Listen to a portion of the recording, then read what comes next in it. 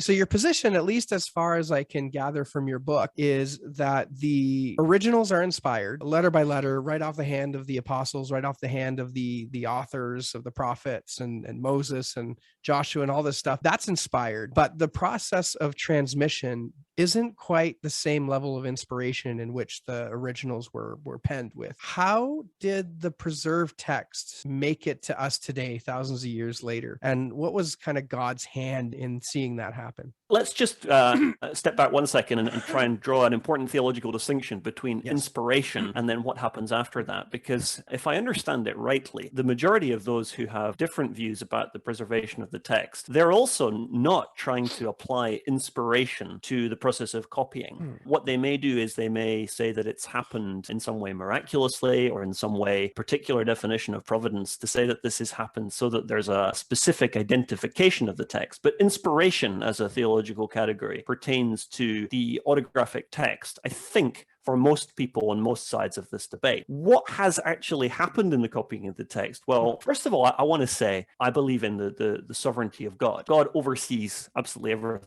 that happens in our world. There's nothing in our world that is a divine oversight. This is what it means to have a Reformed or a Augustinian or, dare I say, a biblical view of the sovereignty of God. Right. Damn spite word. No, I'm just kidding. I think you'll resonate with most of my audience if you say that God is sovereign over everything. Yeah, I think most people in this discussion, we have this strong conviction, and this is where providence comes into the discussion. Okay, so providence is not a biblical word; it's a theological term. Although it's kind of used to sum up the Bible's teaching, and it does find its derivation from particular places in the Bible. So particularly Genesis 22:14, where God is introduced as Jehovah Jireh, God who sees, God who provides. This is in the etymology of providence. It means to see in advance. Okay, to see before, pre-see. So what we're saying with providence is God pre-sees everything in eternity, and then God fulfills everything in time, brings everything to pass. There's no exceptions to that.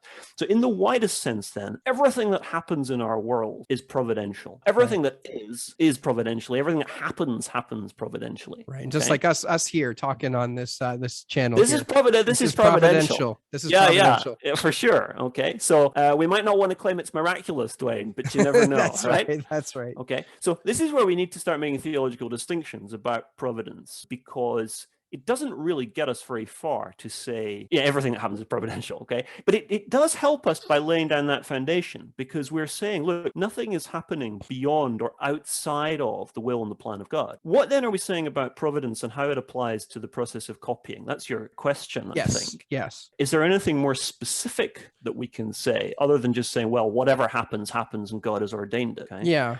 I think this is where we can get into some of the distinctions that are typically made. So one of these distinctions is between general and special providence. You get this distinction in the Westminster Confession of Faith, chapter 5, section 7, and it's there in the 1689 Baptist Confession as well. Same chapter, same section. Okay, right. There's a good bit of overlap there. So general and special providence, what is this about? This distinction is about the mode of providence or the object of providence. Basically, general providence is God's providence in respect of everything, all things, and special providence is particularly applied in the confession to God's care for his church. By extension, special providence could reasonably apply to God's particular plan and purposes for the lives of individual believers. When Christians say to each other, that was providential, they're not just saying that happened. Right, of course. In one sense, everything is providential. I think they're particularly, what they've got in mind is, they might not know this, but they're talking about special providence. But there's another, perhaps better known distinction that's often made, and that's the distinction between ordinary and extraordinary providence. And this is also in the Westminster Confession, Baptist Confession. This is about the method of providence. So basically, again, in his ordinary providence, God works through secondary means. According to the laws that he's established, or ordinary means according to rule by its etymology. And then extraordinary or outside the rule providence. This is what we call miracle. It's without or above or against regular and creaturely means. Now, just to say, we mustn't confuse these categories. So special providence isn't always extraordinary providence, and general providence isn't always ordinary providence. These are overlapping sets. With this, we've got a kind of range of theological options for discussing about what happens about the text providentially. Okay, I see where it's So going. Yeah. to get back to your question, how did God oversee the copying process of the scribes who copied scripture? Everyone agrees, or everyone should agree, that this happened providentially. If they don't, then there's this discussion that needs to be had about what providence really is. Okay. The question is, what sort of providence are we talking about? And here's my view, just in one sentence. This happened. The process of copying the text happens by ordinary providence with a combination of general and special modes. I have to ask. So where is the demarcation between the general mode of providence and the special mode of providence? Brilliant. Okay, so this is the £1 million, we would say, dollar question. That's right. Yeah. Big answer to this, to get up front, I think, is the Bible cautions us about this. Deuteronomy 29:29. Not everything is revealed. We need to be very careful about demarcating when God has not specifically told us this is special providence. I mean, that's the case in our Christian lives anyway. You know, let's say I get a job offer to go and work in Canada, where you are. Sure. You know? And I might want to say, oh, this is God's special providence. But I actually need to be quite careful about that. How do I know? How do I discern that? It's much more complicated, I think, than just saying, oh, this is a good thing, so it must be special providence. In terms of the preservation or the copying of the text, we need to be careful. But I think there are certain things in Scripture that make it clear what parts are definitely special providence. So if I were to suggest one or two, do you know, you'll be familiar with in Deuteronomy, is it 17 or 18, where the king of Israel has to copy out his own copy of the law?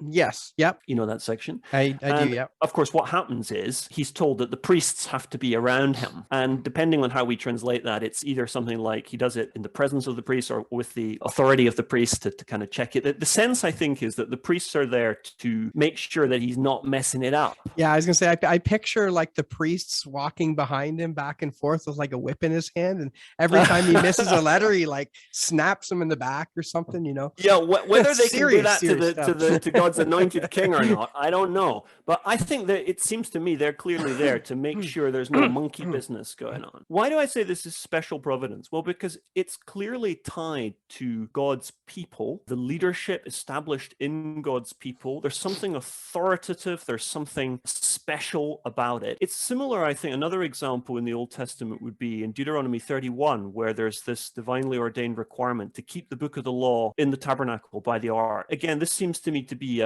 something that God has specifically done by his special providence to ensure that there is particular autographic text, or it might be copied text, but I'm not later on it might be in the Old Testament history. Just to say again, this is not extraordinary providence. It's not miracle. The priests are standing around watching what's going on. They're checking it. They're putting it in the tabernacle beside the Ark of the Covenant. It's not a miracle, but it is special providence. So I think these are biblical examples. But when it gets into, well, later in the Old Testament period and then in the New Testament period as well, I think it becomes far harder for us to say, here special providence operates and here it doesn't. Yeah, because I think the general sense, at least for the New Testament, is that when the books had been published and sent out, like everybody and their brother was copying them and sending them out, right? Like that's the general sense that we have, is that whoever was basically capable of made a copy and you know, sent it along. So that obviously introduces a tremendous amount of amateur type, you know, mistakes and stuff like that. So you would say that that is not special providence, that's general providence at work